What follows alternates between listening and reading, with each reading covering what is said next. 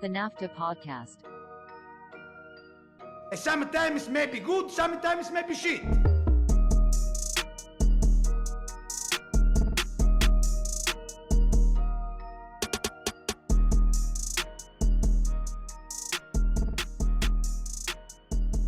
All right, NAFTAA Podcast, episode 192. As you can see if you're watching on YouTube, I am still in my childhood bedroom. Shout out to Christmas break and shout out to Ohio. It's just me today, folks. Doing the pod over the Christmas break. You like to give your guys a little bit of a break. Dylan, Nick, I'm sure they're with family at this point hanging out. Michael, he finished his test today to become a pharmacist again. Wish him good luck on the next one. So it's me riding solo dolo on this one. But lucky for you, I have a few things planned. I got a decent amount to get into. We're going to talk Arsenal, Liverpool. And then at the end, we're going to kick it to our previously recorded session with all the guys giving you their predictions for the week. Dylan giving you some bets and getting you out of here with a holiday joke. But first things first, I thought it'd be interesting. I thought it'd be a decent idea, I guess, to do a holiday wish list for a soccer football fan, whatever you want to call it. Here, I got 10 wishes, none of them in any type of order except for number one. Think of it as like a 2.5 Mount Rushmore, so to speak, for soccer wishes. And since it's the holiday season, since it's the holiday spirit, I'm going to put the closest thing I have to a Santa stocking cap on. I'm throwing on the Browns palm hat for this one. The NAFTA Santa Claus, John Claus, whatever you want to call me, coming straight to you. Let's get into our 10 wishes for the podcast for soccer moving forward here in this holiday season. Number 10. Wish number 10. Competitive league title races. You know what we're talking about. Leverkusen in Germany, Girona in Spain, Nice? Question mark? In France, they only have scored 19 goals, only given up 9, but they're I think 5 points back of PSG currently. We're yearning for it. I think that we're going to have a decent race in the Prem. Looks like there's 4 teams that have separated themselves. We're going to see if Aston Villa can stick around. But the other leagues, especially in Germany, we want to be able to see a tight race. Italy looks like it's a 2-horser. It looks like you're going to have Juventus and you're going to have Inter going after that one this season.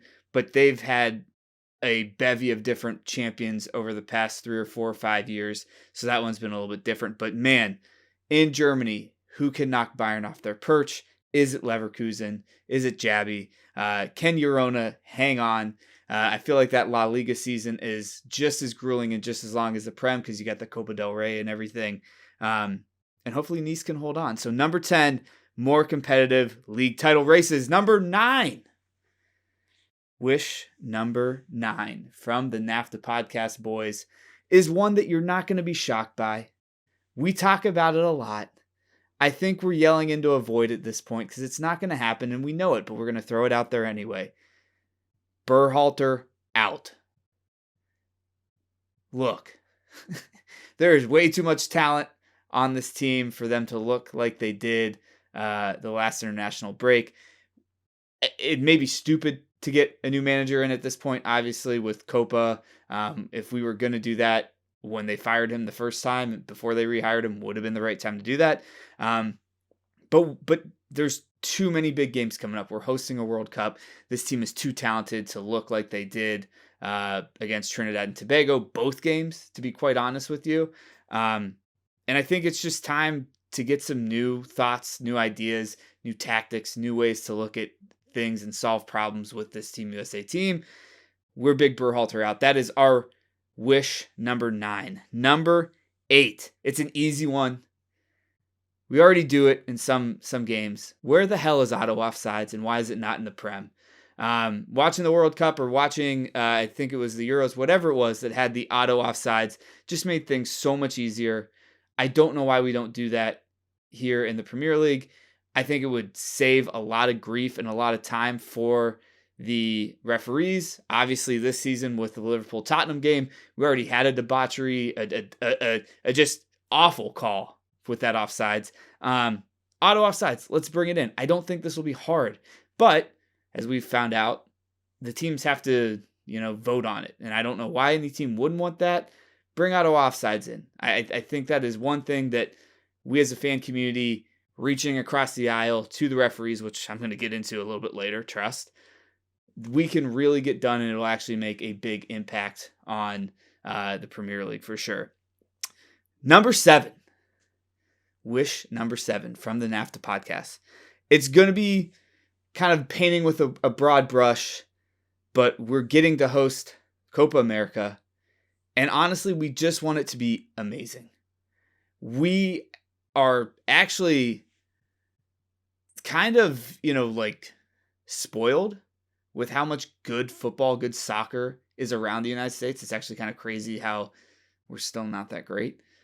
But to be able to invite the South American teams up to compete with us, and Mexico and, Canada making a push, although they are broke, Costa Rica, Panama, who's been crushing it as of late, to have this entire hemisphere be focused on one title is pretty awesome.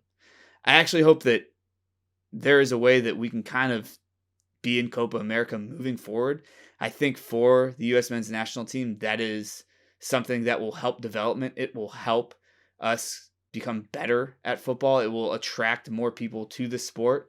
And it probably starts with us hosting this. I know we've hosted one in the past, but if we can have an amazing summer this summer, and not just the U.S. men's national team play on the field, but honestly just host a good tournament. Have it catch the eyeballs. As much as we wanted to hate on Qatar for what Qatar stood for and whatever, it was an amazing World Cup, and I think people forgot about that. So, if you can combine this Copa America, amazing product on the field, I think that this could be a turning point for us as a federation, for us as a team moving forward, and attract a lot more talent in there. So, number 7, we just won an amazing Copa America. Not too much to ask for. Number 6, this is going to be a personal one for me. I think Michael would co-sign this too, though. And it'll be a bit of a niche wish here. I want Umbro and Kappa to design all kits. I know that's impossible. I know we live in a world where Nike and Adidas kind of take over. But if you look at the Premier League with Umbro, and then if you look at every other league, France, Spain, I don't think Germany really has Kappa has a foothold in Germany, but Kappa crushes it. They saute and they flambe every fucking jersey. It looks sick. I am sick, tired, over it with the Nike templates. That's all Nike does now. It's all templated. It all looks the same. Trust me, when City had Nike, it was a little bit better. Now we got Puma.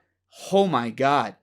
The jerseys that we've made our team wear over the past 4 or 5 years, how long it's been, the Paisley kit, the gradient Sex on the Beach kit that looks ridiculous. I actually kind of like the black kit that had the different Manchester stuff on it. You get one.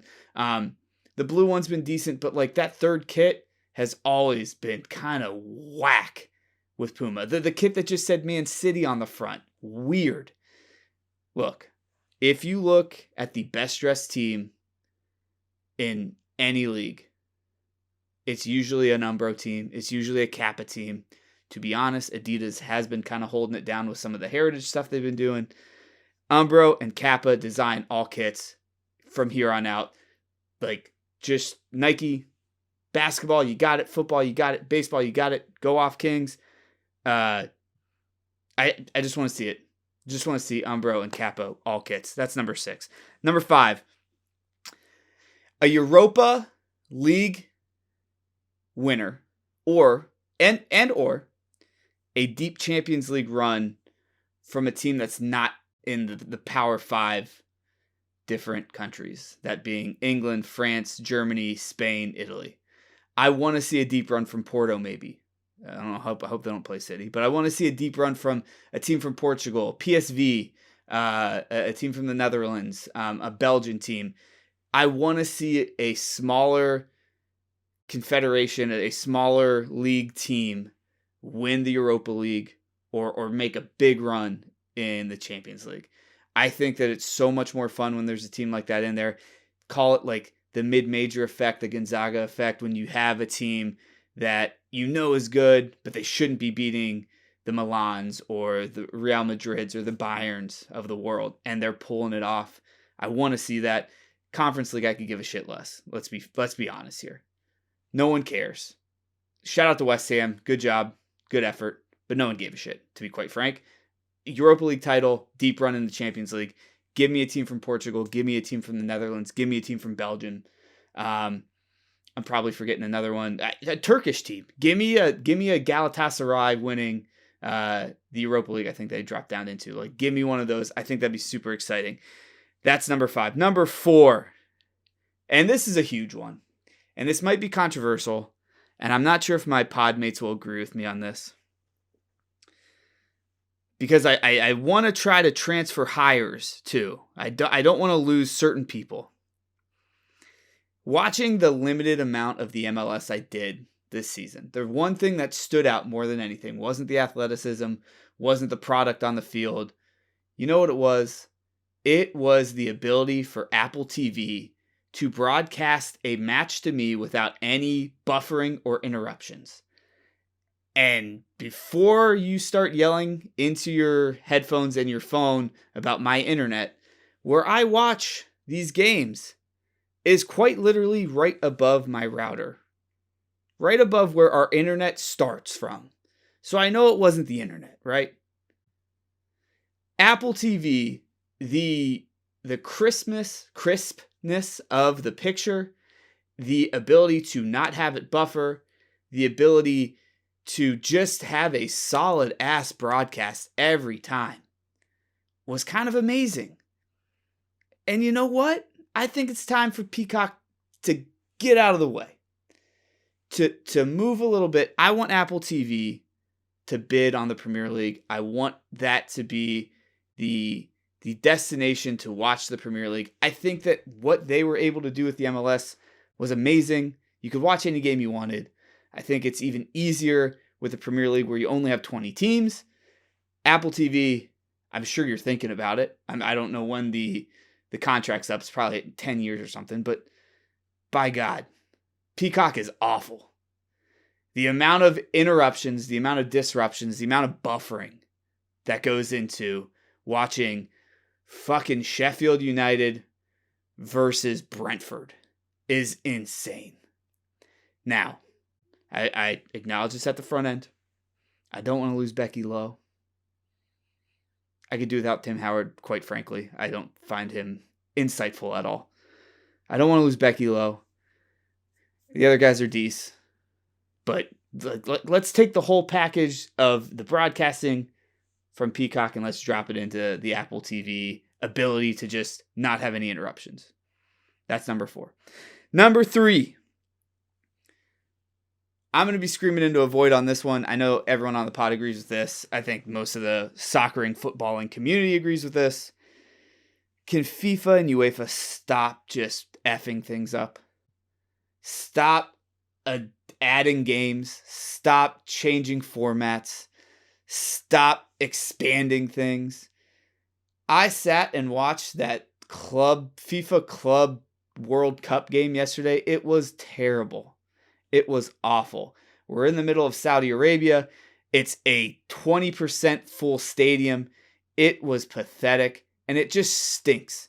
And the fact that we're adding like 35 more teams to this tournament next year, and it's going to be played in the summer.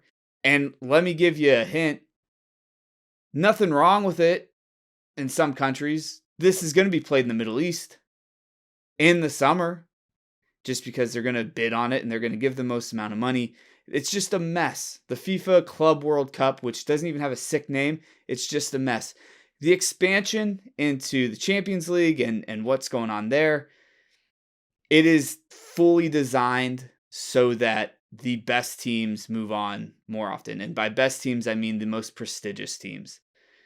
Having it in that league format staggers the it gives you better games for sure. I mean, I think instead of just having one team in your group that is also good, you're going to have multiples, but it gives smaller teams less of a chance to make or put a run together, make an upset, get second in a group, maybe top a group. I don't hate it. I know Nick's not a big fan of it. I don't hate it, but I don't think you had anything wrong with what we were doing. And they're going to argue that they're getting to add more teams by doing the league format instead. Fine, whatever. But there's really good situations and good setups right now. We don't need to expand. I know at the end of the day, it's a dollar and cents thing, and we're just little people, and we can't make these big decisions because of the dollar and cents of it. But dude, it's just fine. Like, things are allowed to just be good. They don't have to be amazing. They don't have to be great all the time. They can be good. We have good shit right now. It's not bad. So stop having things up. I actually threw this in here more for Nick. I don't think I was going to bring this up. But all right. Number 2 on the wish list. It's going to be slightly slighted to America. Women's World Cup in the U.S. 2027. We need it. We want it. We got to have it. We got Copa America coming. FIFA Club World Cup is in the summer. It's going to be in the U.S. as well. I just harped on that. But if you're bringing soccer here, I'm going to watch it. We got the World Cup men's in 2026. 2027 Women's World Cup. I think this would be a great thing to happen, especially for the U.S. women's national team, where we saw that they fell behind a decent amount against the world in this last World Cup. I think that the hiring of their new coach, it's going to rejuvenate them. I think having this World Cup here would be incredible. And I think that you've been seeing it, especially in Europe, but even here in the U.S., the boom of women's soccer, women's football, and how many people are going to games, how many people are buying tickets. The Gotham, shout out to my home now, New York. It's in New Jersey, I think, but New York, New Jersey, Brooklyn, whatever you want to call it. They won the NWSL this season, and I watched it. I did watch it from a plane, but like never before in my life outside of a World Cup did I ever watch a women's soccer game. It's not because of any views I have. It's just like never on. And now it's on. Now it's on TV. You can see it. You can watch it. And I think it's growing in such a way that it would be incredible to have the Women's World Cup here. That is number 2. Number 1.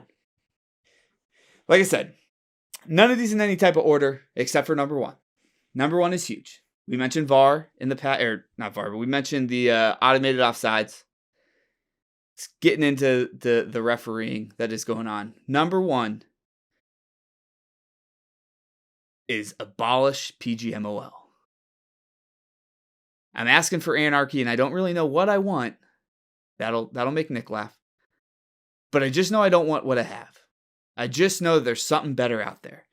I think an interesting point here is like this season, the refereeing has been so atrocious and so bad at such a level that we may actually get some changes. Hopefully. I'm hoping that the momentum of them sucking so bad is actually going to get us some changes and some updates and some new perspective into refereeing so that the product on the field there as well can be better. I know Rebecca Welch is going to be the first Premier League referee. I believe it's the Fulham game on the 23rd, Fulham-Burnley, I believe. Why did that take so long? 1. And 2, let me tell you, if we've only had dudes doing this whole time, they've been awful. They've been terrible. Like, even if you're sexist and you don't want women to referee for you, you can't argue that anything out there is better than what we have. If you want to throw Air Bud out there as a dog referee, it's going to be better than some of the shit that we've seen. Some of the calls that have happened. I think we need to open up the ability to referee to anyone who wants to do it, because it is a thankless job. It is a job where you're going to be criticized and you're going to be scrutinized. And if someone wants to do that, we need to open that up. And we need to, again, I'm kind of talking about how I view teachers. We need to make it a job that people kind of want to go into to be part of football, to be part of soccer. We got to probably pay them better. I don't know what they're paid. Should have done some research there. But like, we just need to make it more attractive, because you're not getting good talent. You're not, like, as much as we want to joke about Man United on this pod. The Delo red card was atrocious. It made no sense. It was so stupid. The Tottenham Liverpool game, like I mentioned earlier, awful call. How does that even happen? And then I'll throw my bias in here. Not being able to play continuation. There's no guarantee Grealish is going to score that goal. Let's be quite frank with ourselves here. But like, to not have the opportunity, it's inexcusable. So abolish PGMOL. I don't know if that's even really what I want to do, but like, let's get more Rebecca Welches. Let's get more people involved. Let's get more people refereeing. Let's get better referees in there. Let's have some consequences if you totally screw up. And let's not have them shy away from their own controversies if they are screwing up. Let's have them answer for it. I think it just needs a total overhaul, a total rehaul. I know I'm not the only one thinking that.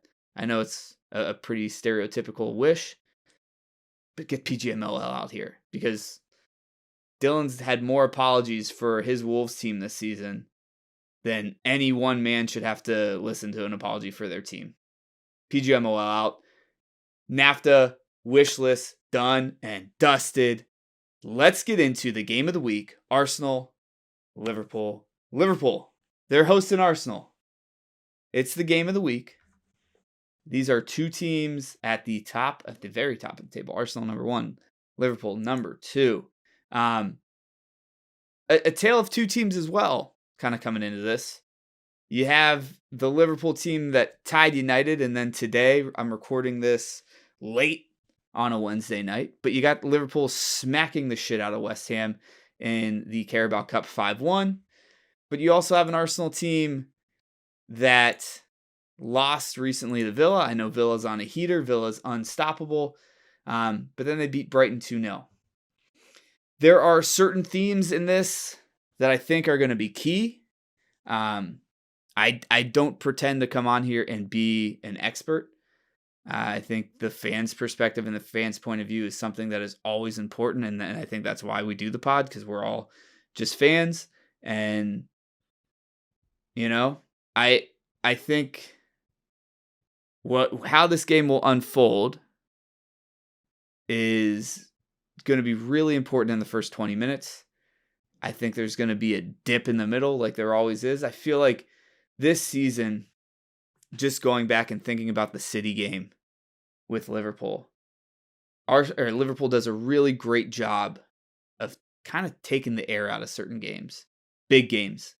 I think Klopp is really, really good at drilling his team when they're playing a City, when they're playing an Arsenal, Man United even. I think that happened and then they just weren't able to capitalize. But they're really good at making sure they're hyper-focused and making sure that you as a opponent are hyper-focused as well, so much to the point that you're dribbling the ball, there's 5 minutes into the game, whatever, and you look up and there's 45 minutes and not much has happened. Like they are masters this season, I feel like, honestly, at not making a mistake or giving up a goal. And I'm sure Michael could come on here and tell me how big of an idiot I am for thinking that. But just watching the Liverpool games I have, and they're going up against Arsenal, who, if we're being honest, was the Man City defense we thought we had and were promised at the beginning of the year.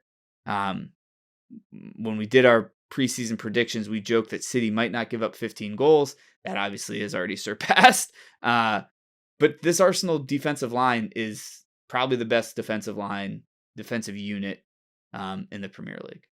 So that's definitely going to play into this as well. The one thing that I do want to mention, I know Michael has talked about this a ton, is the inability this season so far for Arsenal to score in open play. And I think that's a huge, huge thing to talk through and to think about. Nketiah is their top scorer. He's got 5. Saka's tied with him with 5 as well. So they're top. Havertz with 4. I want to say, and you're going to hear my prediction here in a little bit, but I'll spoiler alert it. I'm picking Liverpool in this one. It's at Anfield. I think it's really difficult to beat them away from home or at Anfield. And I think it's going to be really, really difficult for Arsenal because I think that Klopp knows he has to limit the dead ball opportunities and the free kick opportunities. It will be interesting, though, because I know both teams want to hold possession, and Arsenal, to their credit, I think has been the best team at possession in the Premier League this season. And I think Arteta, as we saw last season, maybe not how they finished, but we did see last season, he's a top coach. He's an amazing coach. Declan Rice is going to play a huge role in this game. He has been, as promised, honestly, coming over to Arsenal this season. I hate doing this, but I think it's been true. Obviously, Rodri hasn't played as much, but I think Declan's the best DM.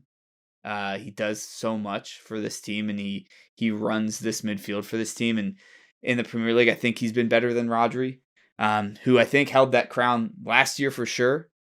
And I know Declan's going to play a big role in this, having Odegaard in that midfield, and I think if you want to look at units and who has the advantage, it's right now on form, especially like that Liverpool front line, I'll take any day of the week. I know there's some frustration with Darwin, as a lot of our fans reached out to us with some of our content this week. But Darwin's one of those dudes, man, where it's like he could have a terrible game for sure, but he also has 4 goals just in him somewhere, and they can come out of nowhere. I would take the Liverpool front line over the Arsenal one.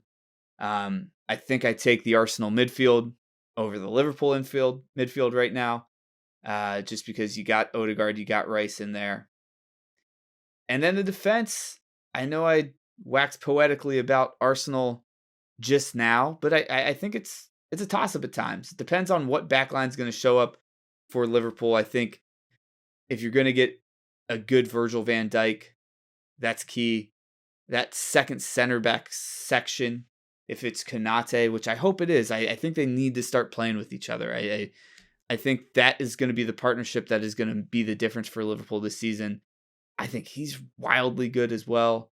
And can Liverpool shut down Arsenal on the wings, I think is another question that we have to think about and think through. And you know that Trent's going to enter the midfield as well. You know that he's going to drift away from the sideline. Can they limit the mistakes on that side and limit the mistakes in a way that you're not giving free kicks and dead ball kicks that can go into the box? And like we just said, that's how Arsenal score. So again, this is not, it's tough to do analysis like this when you're the only person on the pod and you can't bounce ideas off of people. But I know the sections of the pitch I'm looking at are going to be the Arsenal offensive wing. Is Liverpool able to recover back? Are they able to limit mistakes? Are they not going to give up chances to Saka? And then the midfield as well. You're expecting Arsenal to dominate the midfield. But just recently you've had some bad games with Szoboszlai. Don't count out how Klopp sets a midfield up to not get overrun. I think that's something that he's actually very good at. And I know that they've had an overhaul in the midfield. I want to go back in here and see if McAllister is fit to play or not. And nope, it looks like late December. So, you're hoping that Klopp has a plan for the midfield because I think that's where they're going to get hurt the most. And then there's a good chance that Liverpool are going to sneak a goal where you're not expecting it because Salah is still Salah. As much as a couple episodes ago, I wanted to maybe start the rumor that he's slowing down. And sure, the last game against United, I think we all were like, oh, what's going on with him? He could have 3 bad games in a row, and then next thing you know, he has a hat trick against someone, and his shirt's popped off, and he's showing off the chiseled nips to the Anfield crowd. I think Anfield's going to play a big role in this. I know that Jurgen even mentioned, he's like, hey, if you're planning on being quiet, give your ticket away. And I think that this will be a huge test for both teams, obviously. I think think they have a really great shot to win it this year, as does Arsenal. And I think last year, Arsenal's still trying to exercise some of the demons of the downfall that they had at the end of the year. And I think a win. I don't think a draw. I think a win at Anfield is how you do it. I think both teams probably would be satisfied with the draw. You're going to give up some runway, and Villa would have a chance to go top of the league if they win. But I do think an Arsenal win at Anfield would be an exclamation point on this season for them, and I think that they would become the team getting chased. I think Michael and I especially, I know Dylan picked them to win it this year, but Michael and I especially are very hesitant to say that they're the top dog, they're the leader in the clubhouse. And I think for me, as always, you got to prove it, you got to get it done. I'm doubting Thomas type of thing, but I do think if they have the ability and they are able to pull off a win at Anfield, they become top dog in this league, no doubt. So with that said, my prediction for this game, I'm going to have Liverpool win. And I think it's going to be a 2-1 dub. How I see this playing out, I actually think Arsenal goes up 1-0 in the first half. And either Liverpool gets one right before half or Liverpool gets one less than 10 minutes into the second half to tie it up. And then you get another classic in Anfield with a goal post 85th minute from Liverpool. They get all 3 points. And I think, too, for them, to have the top of the table team come into Anfield and to get a win, it'll be a exclamation point for them. And, whoever wins this one is, and this is a duh comment because they're going to be top of the table, whoever wins this one truly is the leader in the Prem for this season and the ones that need to be chased down by whatever team is hoping to win it. So I got Liverpool 2-1 winning this one, but let's hear from all the other guys. Let's bring them back in. Let's get our predictions in for this weekend in the Premier League and some bets from Dylan. Before we do that, if you are listening to this and you're a subscriber, thank you. Leave us a comment, give us a like. If you're not a subscriber, subscribe to the YouTube, subscribe to wherever you get your podcasts. We have an episode a week. Sometimes we have 2. We'd love to engage with you guys. If you like what you're listening, please show us some love back. Let's get into the predictions with the boys. All right, we're back. Last episode before the holidays. Happy holidays to everyone. We're going to get into the Christmas time fixture, which, correct me if I'm wrong, Dylan, you guys have a Christmas Eve game, and it's like one of the first ones that they've scheduled in like 20, 30 years or some shit like that, right? Yeah, if you go into interwebs, the Wolverhampton locals are not happy about it at all. Yeah. I read a couple things where they're just like, they don't understand, these people have to get to their families and whatnot. I was like, all right, like Wolves, like that's a valid, fair point. We got a slate of games. Your game of the week is obviously going to be Arsenal, Liverpool, which is coming up. Just to give us a rundown, good week by everyone. Everyone went 6-3. Dylan went 7-2. Pushes them back above 500. Dylan, you are sitting at 85 and 84. I'm in third with 93 and 76. Nick still in second, one game ahead of me, 94 and 75. And Michael just having a Tiger Woods like prime season predicting these games. Unfortunately, 102 and 67. If he can go undefeated, he will be over 40 games over 500, which is insane. Let's get into it, though. Palace, they come off a big win/draw against City. They're going to be hosting Brighton. Michael, who you got in this one? I got Brighton. I think they need a win. I think they need something to boost their morale. Yeah, I actually totally agree. Europe is good. Yeah, I totally agree. The Premier League, Brighton is down bad tremendous right now. I got Brighton as well. Dylan, who you got? I think Brighton bounces back, gets the W. Nick? Ditto. We're going with the goals. All right, Villa, they had to win against Brentford, like we mentioned before. Now they get to host Sheffield United, a little bit easier of a match, obviously. I think the train keeps rolling. I think Unai's got him going. I got Villa in this one. Dylan, who you got? I don't even know what I'm thinking about this. Villa. It's like this would be an easy one. Nick? Yeah, we're gonna go with Villa. This should be the no-brainer of the week. Yeah. Michael? Q loss. Villa. If they lose this, it's bad.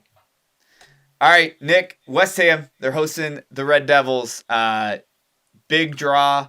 Hopefully you listened to the last podcast to hear the back and forth between Michael and Nick on that one. But you guys are rolling into London. Who do you got in this one? I very uncomfortably and unconfidently am going to pick United. Michael? I got West Ham. Troll job, love it. I got United as well. I got United in this one. I think hopefully they get a goal here and there. I'm not trolling. Dylan? I think United's about to start a streak. So give me the tie because it's going to be a streak of draws. Let's hear it. Fulham hosting Burnley. No Raul Jimenez in this one, obviously. Michael, who you got Fulham Burnley? I don't think Raul Jimenez is that big of a loss, so I got Fulham because I think Burnley are bad. Yeah. I got Fulham as well. Dylan? I'll take Fulham. It's at home. It's at the Cottage. Nick, who you got in this one? Cottagers. Luton Town. Gonna host Newcastle at Kenilworth Road. To be totally honest, we are recording this on a Sunday night just to give people a heads up. I don't know what the protocol is here. This game could actually get abandoned as well. I don't know. We don't know because of Tom Lockyer. I think we all have Newcastle though. If I was a betting man, if we all do, we can just shake our heads. Yep. Wait. So, Joelinton's out, right? Because he just got hurt the last game. So they're out without a midfielder now. It's gonna be Longstaff, Miley, Guimaraes at Luton. This might be the Luton Town win. Think so? Point. That's a fair point. I got Newcastle. Yeah. I'm just saying. It could be. You got space to burn, Michael. Come on. Yeah. This is what you always say. This is why I'm in first. No. Michael's hedging there. I always pick.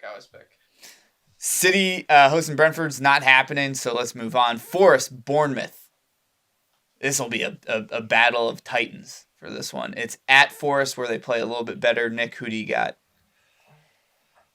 City ground is a really tough place to play, but the Forest is hurting, man. They're really hurting. So I'm gonna go with the hot hand. We're gonna go with the cherry tree.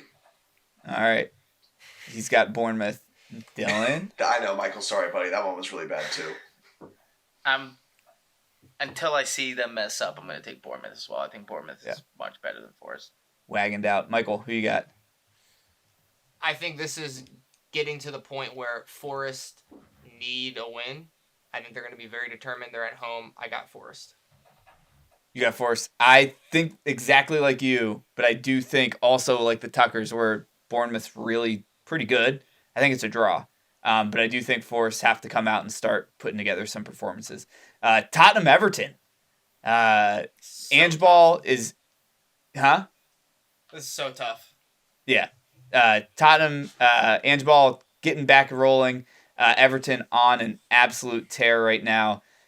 I'll put my pick out there first. I got a draw. Dylan, who you got? I'm riding it. Everton. Nick? He wants to. Yeah. He wants to. Come on, join me on the toffee side. Hank just got a new fish. I'm here for... It's the holiday season. I'm here. It's the giving season. I'm here for Hank. I'm going to switch my pick. Yeah. I'm taking the toffees. Loves it. Michael, who you got? No Basuma. He got a red card. I got Spurs. I still think that they're too good going forward. Amber I going to be on one. Do you know, by the way, that we were talking about him being out for 4 games, but then AFCON starts, so like he's actually out for a lot longer. Forever. Yeah. That always does. So I forgot that AFCON's happening. Damn. We'll have to talk about that kind of in an episode coming up. I need confirmation. I don't know if they can coexist or commingle, but if Hank does have this nice fish tank, I need a little baby turtle at the bottom named Deitch. I don't think that exists yet, but I will suggest it to him. Yeah, please do. Please do. Michael, game of the week. Liverpool hosting Arsenal. Who you got? I know we have midweek against West Ham at home. I still think that this has to be a bounce back. I'm going to back Liverpool on this one. If we play like we did today, we're going to get fucking smashed. Yeah. Not going to score a goal for sure if you play like that today. Definitely won't score. Dylan, Liverpool hosting Arsenal. Who you got? Defense wins championships. Give me Arsenal. Nick? I think Liverpool's going to come out blazing. I think they're going to smash them. Yeah, I got Liverpool as well, which should scare Michael probably. You. All right, sorry. Dylan, last game of the week, Wolves, Chelsea. Bring this home for us. This needs to be a pod win. Who you got? I actually think we're going to beat Chelsea. I'm taking Wolves.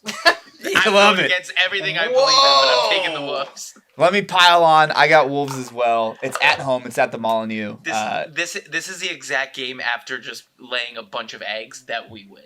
Yeah, walking into Wolves Wonderland in this one. Michael, who you got? Wolves, baby. Oh, Yep. fuck. Nick? Yeah, fuck it. Why not? No. You know what? I'll do a halfie there. You know what? No. I'm gonna take a draw. No, I saw your picks beforehand. You had Chelsea.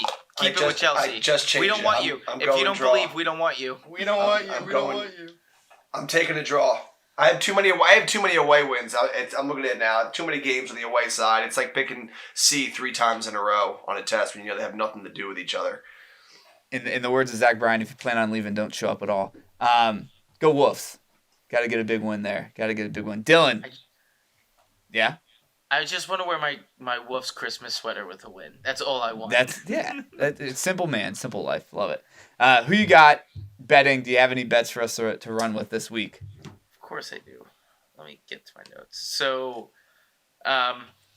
we'll keep it pretty light, and we'll take Bournemouth, Nottingham Forest, minus 120. We're going to take over 2.5 goals, get us kicked off. I'd love to do both teams to score, but it's minus 160, so I'm just going to assume that we get the 3 goals, which also now reminds me, sorry. You know what? Screw that. You can take that, but add on top, both teams to score, no draw, because someone's winning this game at plus 145. I actually like that better, just because of the odds there. So Love it. We'll put that in. Bournemouth plus 150. Like I said, I think the wagon keeps going. We'll take them there. And then, if it happens, Newcastle Luton under 2.5 plus 100. I think that ends up being a low-scoring affair. Love it. Guys, EFL Cup's midweek. If you had to pick the winner, who would it be, Michael? Going with Liverpool? Thing? Yeah, just real quick. There's 8 teams left. Yeah, Liverpool. Dylan? I gotta see who's still in it. Chelsea, Liverpool, Newcastle, Everton, Fulham, West Ham. Right, Everton. They're gonna get a trophy out of this season. Nick, who you got? Who's it again? Sorry, I'm trying to find it. I'm popping up right now. This is such good potting. I'm glad I brought this up. Everton play Fulham, Chelsea play Newcastle, Port Vale, and Middlesbrough, and then Liverpool, West Ham. I want a Merseyside derby in the final, and let's go Everton. Ooh, that'd be interesting. I'll be the odd man out. I'll be the odd man out. Roller coaster today. Yeah. I'm gonna tell my mom not to listen to this episode. I think Newcastle will get their revenge. They get a trophy. That'd be interesting as well. All right, that is the pod. Like, subscribe, share. Like I mentioned before, leave us some comments. They've been only halfway terrible. I send the bad ones to Michael to have him tell me don't respond, which has been fun. But some of them are good. We enjoy the back and forth. Happy holidays, Merry Christmas, go Wolves. As a collective on the pod, get that dub. No bias, though. No bias against Chelsea. Dylan, get us out of here with our last holiday joke. So, what kind of Christmas music does Sean Deitch like to listen to? Rap music. Cheers.